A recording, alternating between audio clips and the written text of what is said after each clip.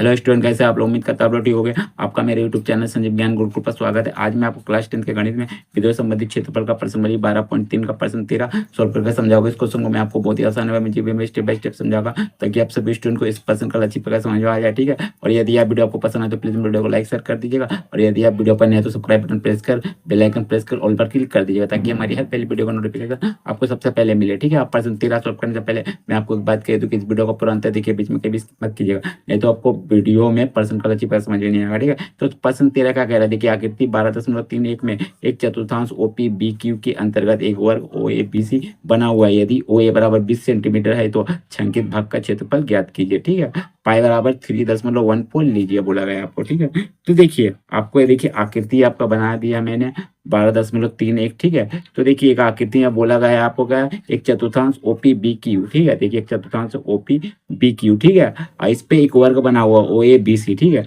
O A B C. ठीक है, ठीक है, यदि बोला गया ओ ए बराबर 20 सेंटीमीटर है, देखिए ओ ए का मान क्या है आपका 20 सेंटीमीटर, तो हम लोग लिख देते हैं 20 सेंटीमीटर। ठीक है, यहां से यहां तक, क्योंकि वर्ग का चारों भुजा बराबर होता है इसीलिए ए भी आपका 20 सेंटीमीटर होगा। ठीक है, 20 सेंटीमीटर। ठीक है, ठीक है, ए भी आपका 20 सेंटीमीटर होगा। ठीक है, यहां से यहां तक, और ए भी आपका 20 सेंटीमीटर होगा। सेंटीमीटर। ठीक है, यहां से यहां तक समझ गए। अब देखिए, तो आपका आगे बोला गया तो छांकित भाग का क्षेत्रफल ज्ञात कीजिए। ठीक है, तो देखिए हमें इस छांकित भाग का क्षेत्रफल निकालना है, तो ये जो छांकित भाग का क्षेत्रफल कैसे ज्ञात होगा? देखिए अगर हमने आपका चतुर्थांश ओ पी बी क्यू से अगर हम वर्ग के क्षेत्रफल को घटा दीजिएगा तो आपका छांकित भाग का क्षेत्रफल नहीं ज्ञात हो जाएगा? हो जाएगा। ठीक है, लेकिन आपका हमें चतुर्थांश का क्षेत्रफल के लिए क्या फॉर्मूला होता है ये पहले जान लीजिए। ठीक है, देखिए आपका चतुर्थांश का फॉर्मूला आता है 1/4 पाई आर स्क्वायर।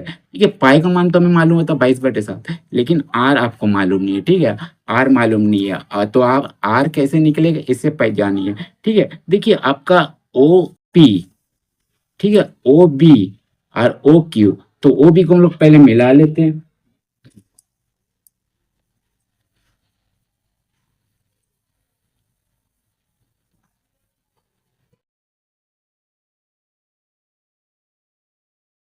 ठीक है, ओ बी को मैंने मिला दिया। ठीक है, तो देखिए आपका ओपी आपका क्या है, केंद्र से परिधि तक की दूरी है। ओ बी आपका केंद्र से परिधि तक का दूरी है, और ओ क्यू भी आपके केंद्र से परिधि तक की दूरी है। ठीक है, तो इन तीनों के आपके क्या है, त्रिज्या आपका बराबर है। ठीक है, और केंद्र से परिधि तक की दूरी को हम लोग त्रिज्या कहते हैं, जानते हैं। तो देखिए आपका, देखिए ओ ए 20 सेंटीमीटर है और ए आपका क्या है 20 सेंटीमीटर है, तो ओ भी निकाल लीजिएगा तो आपका त्रिज्या नहीं आ जाएगा चतुर्थांश का। ठीक है, तो हम लोग त्रिज्या निकालेंगे, और हम लोग जानते हैं कि ये 90 डिग्री है। देखिए 90 डिग्री है, तो 90 डिग्री के ठीक सामने वालों को हम लोग क्या बोलते हैं, कर्ण। ठीक है, इसको हम लोग लंब बोलते हैं, इसको आधार बोलते हैं। ठीक है, तो हम लोग क्या करेंगे, पाइथागोरस पढ़ने से विकर्ण निकालेंगे, तो विकर्ण निकल जाएगा तो आपका क्या हो जाएगा, आपका चतुर्थांश का त्रिज्या पता चल जाएगा। ठीक है, तो चलिए पहले हम लोग ये करते हैं, तो लिखते हैं हल। हल लिखते हैं, दिया है, दिया है ओ ए बी सी एक वर्ग है, वर्ग है। ठीक है, तो लिखिएगा इसीलिए, इसीलिए समकोण त्रिभुज, एक समकोण त्रिभुज बनाया। ठीक है, ओ ए बी में, ओ ए बी में क्या करेंगे, पाइथागोरस प्रमेय से फॉर्मूला से हम लोग निकालेंगे, पाइथागोरस प्रमेय से। ठीक है, पाइथागोरस प्रमेय से, तो पाइथागोरस प्रमेय का फॉर्मूला क्या होता है आपका, कर्ण का स्क्वायर बराबर लंब का स्क्वायर जोड़ आधार का स्क्वायर। ठीक है, ये आपका फॉर्मूला आता है। तो देखिए कर्ण आपका क्या है, ओ बी लिख दीजिए, ओ बी का स्क्वायर। लंब आपका क्या है, ए बी लिख दीजिए, और जोड़ आधार आपका क्या, ओ ए। ओ ए का स्क्वायर, ठीक है। तो ओ बी का मान हमें निकालना है, ठीक है। इसको ऐसे ही रखिए, ओ बी का स्क्वायर, ए बी का मान दिया और 20 सेंटीमीटर लिख दीजिए, 20 का स्क्वायर जोड़, और ओ ए का मान भी आपका दिया हुआ वही 20 ही है, तो लिख दीजिए 20 का स्क्वायर, ठीक है। तो ओ बी का स्क्वायर, ठीक है, 20 का स्क्वायर कीजिएगा आपका 400 होता है, ठीक है। ए बी आपका 20 का स्क्वायर 400, ठीक है। चलिए आगे देखिए क्या करूँगा। देखिए ओ बी स्क्वायर बराबर 400 जोड़िएगा तो आपका 800 आता है, ठीक है। तो ओ बी को ऐसे ही रखिए। देखिए जैसे ही बराबर का इधर स्क्वायर हटेगा उधर आपका रूट अंडर 800 आ जाएगा, ठीक है। रूट चढ़ जाएगा 800 के ऊपर। अब 800 को हम लोग क्या करेंगे, अब आज गुणनखंड करेंगे, ठीक है। तो 800 का करते हैं, चलिए 800, देखिए 2 से जाएगा, 2 चौके 8, 0 0, फिर 2 से 2 दूनी 4, 0 0, फिर 2 से 2 1 कम 2, 0 0, फिर 2 से 2 पचे 10, 0, फिर 2 से 2 दूनी 4, 2 पचे 10, फिर 5 से 5 पचे 25, फिर 5 से 5 एक कम 5। तो देखिए जो जो आया उसको हम लोग रूट का अंडर डाल देते हैं। देखिए 2 2, फिर 2 2, फिर 1 तो 2, फिर 2 5 है, लिख दीजिए, ठीक है। तो ओ बी बराबर आपका हो जाएगा 2 2 मिलके 1 2 बाहर रूट से, 2 2 मिलके 1 2 बाहर रूट से, और 2 5 मिलके 1 5 बाहर रूट से अंदर, 1 तो 2 रूट का अंदर ही रहेगा। तो ओ बी बराबर आपका हो जाएगा 2 दूनी 4, 4 पच्चे 20 रूट 2, ठीक है, सेंटीमीटर। और ठीक है, ये सेंटीमीटर आपका ओ बी आ गया, ठीक है, ओ बी का। तो ये आपका तीजी आ गया, ठीक है। जब आपका तीजी आ गया तो आप चतुर्थांश का क्षेत्रफल आराम से निकाल लीजिए, ठीक है। तो लिखिएगा इसीलिए चतुर्थांश चतुर्थांश ओपी बी क्यू का क्षेत्रफल, ठीक है।